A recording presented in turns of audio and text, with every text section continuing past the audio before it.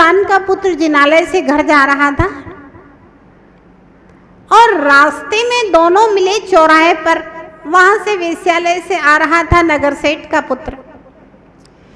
इसके पैर में एक बहुत बड़ा सूल चुभा और जैसे ही उसको निकाला तो खून का फव्वारा बह गया। कहता है, देख, भगवान की पूजा करके आ रहा है, फिर भी तेरे भगवान तेरे रास्ते में कांटे ही होते।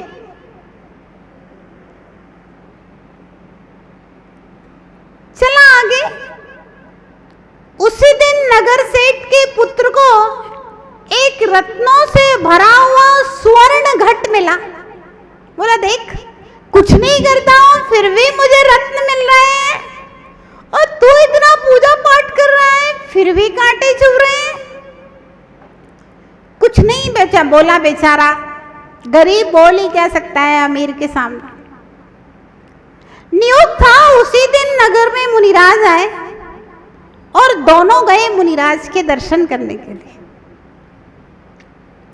पूछा उस किसान पुत्र ने, बोला, भगवान, सब करता हूं, धर्म ध्यान करता हूं सुबह से, मैंने अपने जीवन में कभी कोई गलत काम नहीं किया, मेरे पिताजी ने अपने जीवन में कभी कोई गलत काम नहीं किया, खेती किसानी से आजीविका चलाते हैं, फिर भी ना जाना क्यों घर में एक विपत्ति के बाद दूसरी विपत्ति, दूसरी के बाद तीसरी विपत्ति आती ही रहती है और दरिद्रता का डेरा है घर में।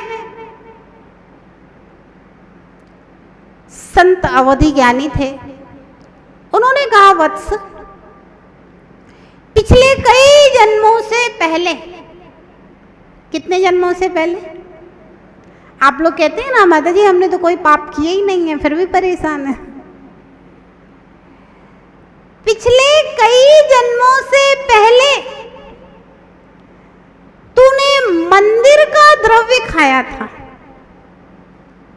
जिसके कारण से तू नरक गया और फिर वहां से अनेक बार त्रियंच योनियों में भ्रमण करता हुआ किसान पुत्र हुआ है।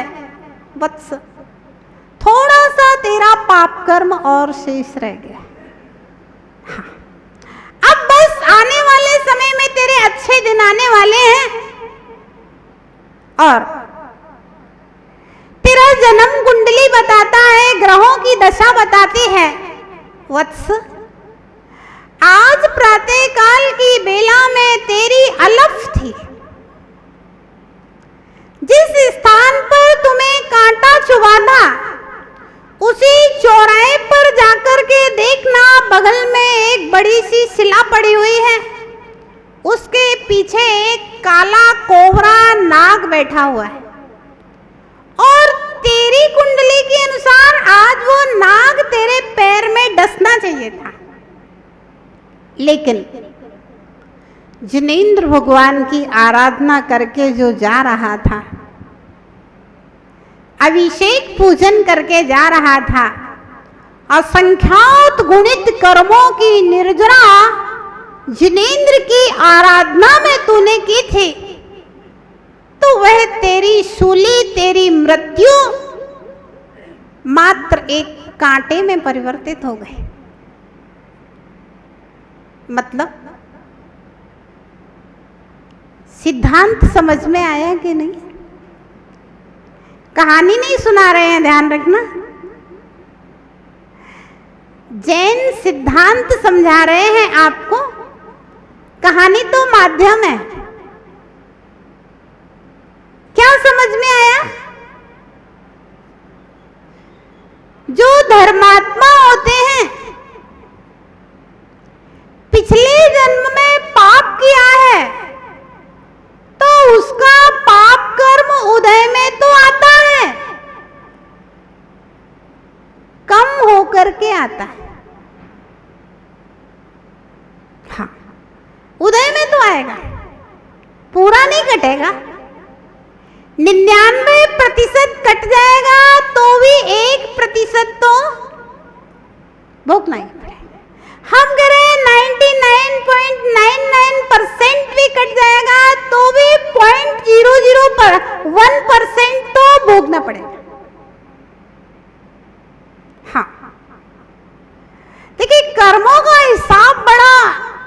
विचित्र है। अगर इंसान ने जैन कुल में जन्म लिया है तो उसे कर्मों की फिलॉसफी जरूर पढ़ना चाहिए। कर्म रहस्य, कर्म सिद्धांत, इन सब चीजों को जरूर पढ़ना चाहिए। अगर इसको पढ़ लिया तो आपका जैन कुल में जन्म लेना सार्थक और सफल हो जाएगा। और अगर नहीं जाना तो भैया जैसे कुत्ते बिल्ली जन्म लेकर के जिंदगी गुजार देते हैं, हाँ, क्या करता है एक पशु, एक पक्षी क्या करता है? अपना एक घोंसला बना लेता है, उनकी भी शादियां हो जाती हैं, बच्चे हो जाते हैं, बच्चों का पालन पोषण कर लेता है। वही तो आपने किया, अपना एक घोंसला बना लिया और शादी हो गई, बच्चे हुए, बच्चों का पालन पोषण कर लिया और अंत में मृत्यु को प्राप्त। कर्म रहस्य, कर्म सिद्धांत को यदि जैन कुल में जन्म लिया है तो जरूर सीखना चाहिए, जरूर समझना चाहिए। रहस्य है ये, हमें मालूम नहीं है। यदि हम मंदिर नहीं आते, भगवान की आराधना नहीं करते तो मुझे ना जाने कितना पाप भोगना पड़ता। और यदि आराधना कर रहे हैं तो मेरे पाप बहुत कम होकर के उदय में आ रहे हैं। बहुत दुख है संसार, बहुत बहुत बहुत सीमातीत दुख है। अगर आप चल फिर रहे हो, यहां आकर के बैठ रहे हो, आपका बड़ा पुण्य का उदय है। हम तो उस व्यक्ति को बहुत पुण्यात्मा मानते हैं कि सांझ को मृत्यु होना हो और सुबह भगवान का अभिषेक पूजन करके जाए। बहुत पुण्यात्मा आदमी है जो चलते फिरते, मरना तो सबको है, आयु कर्म पूरा होगा, कोई यहाँ शाश्वत होकर के नहीं आया। आयु कर्म पूरा होगा तो मरना है, लेकिन जो खटिया पे पड़े पड़े नहीं रहते हैं, ऐसे ऐसे लोग बेचारे 10-10 सालों तक खटिया पे पड़े रहते हैं। एक बार हम लोग टीकमगढ़ में एक घर में गए थे। एक लेडीज डॉक्टर थी, मतलब उसका पति भी डॉक्टर था और पत्नी भी डॉक्टर थी। 22 साल से कोमा में थी, उसको देखने के लिए गए थे। कितने साल? 22 साल से कोमा में पड़ी थी, उसको देखने के लिए गए थे। बहुत दुख है, दुखों की कोई सीमा नहीं। आपका जरा सा सिर दुखता है तो लगता है मेरे से ज्यादा दुखी इस संसार में कोई नहीं। जरा सी एक फुड़िया हो जाए तो लगेगा हमसे ज्यादा दुखी तो कोई है ही नहीं है। बहुत दुख है। ये तो सब छोटे मोटे सुख तुम्हारे धर्म के प्रभाव से पाप कर्म कम हो करके आ रहा है। इसलिए संत ने कहा, वत्स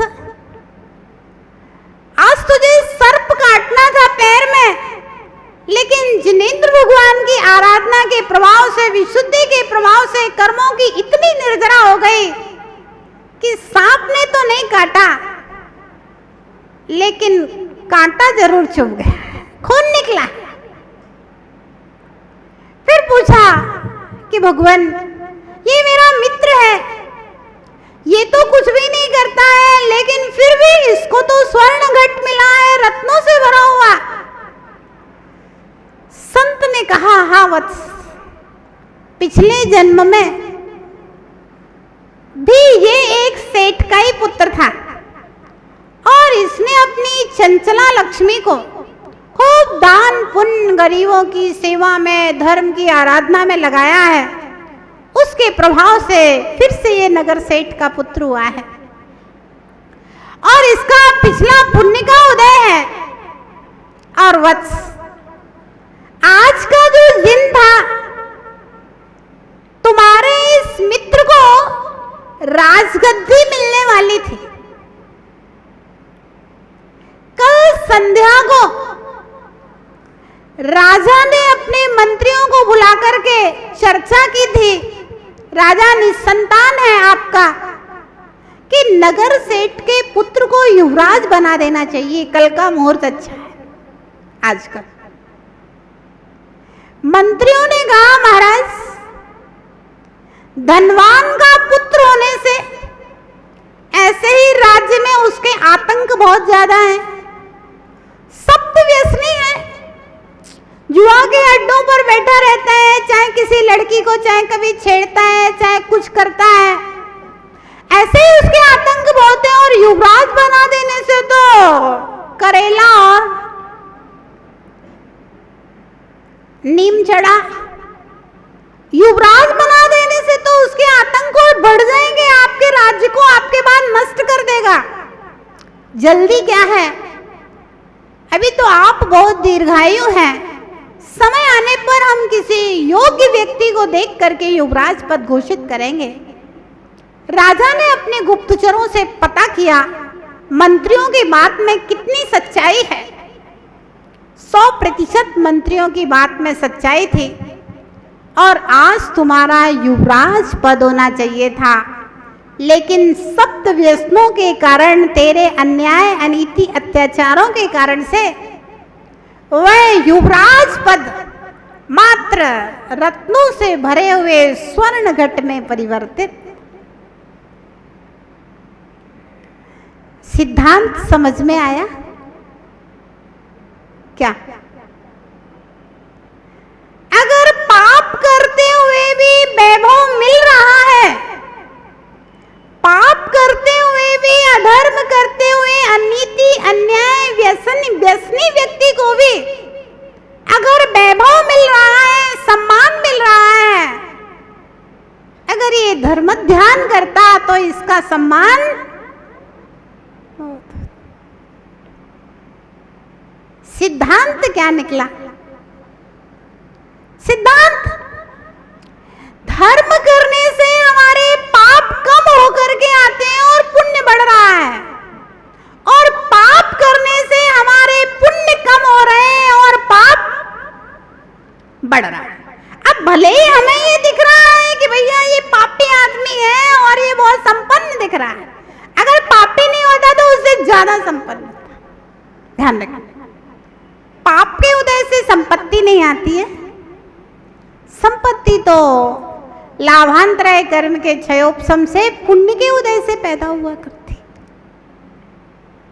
तो मूल बात जो है वह ये है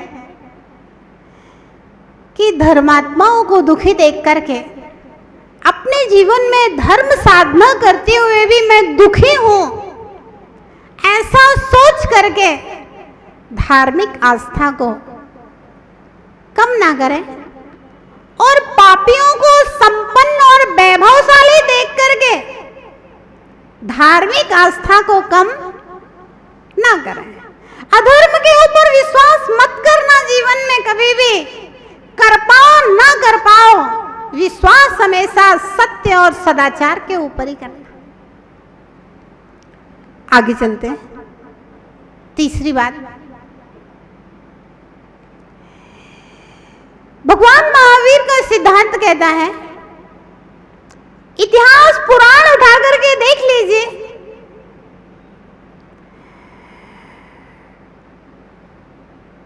पापी जीव की मृत्यु होती है तो वह या तो त्रियंच बनता है या नरक जाता है। धर्मात्मा की मृत्यु होती है तो स्वर्ग जाता है या मोक्ष चला जाता है। मनुष्य नहीं बनता धर्मात्मा, मैक्सिमम नहीं बनता, भोग भूमि चला जाए बात अलग है। कर्म भूमि से कर्म भूमि मनुष्य धर्मात्मा नहीं बनता, या भोग भूमि जाएगा, भोग भूमि में भी स्वर्गों जैसी व्यवस्थाएं हैं, या फिर सीधा मोक्ष चला जाएगा। इतिहास उठा करके देख लेना, राम कहाँ गए, पांडव कहाँ गए, कुछ वैमानिक थे, कुछ मोक्ष। रावण कहाँ गया, कंस कहाँ गया, कौरव कहाँ गए, पता ही नहीं आप लोग को कहाँ गया, कौरव मालूम नहीं है।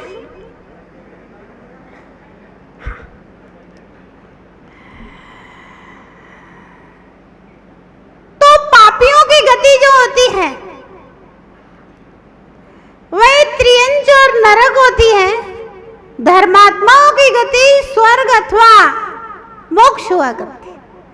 और आपको मालूम होगा इस मनुष्य जीवन में चाहे तीर्थंकर ही क्यों ना हो, हाँ बहुत पुण्यात्मा होते हैं तीर्थंकर, लेकिन फिर भी कहीं ना कहीं थोड़ा पाप उनका भी साथ में रहता है।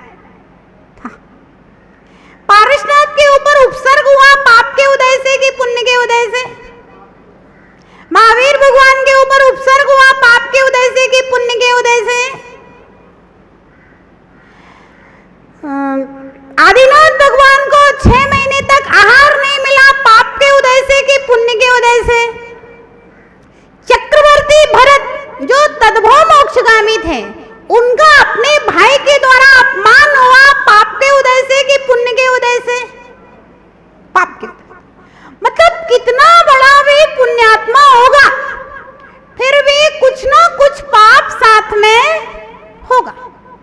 तो इस पृथ्वी पे जितने भी लोग जन्म लेते हैं वो पुण्य के साथ थोड़ा सा पाप भी साथ में होता है। धर्मात्मा होगा पुण्यात्मा होगा उसके साथ में भी पाप होगा।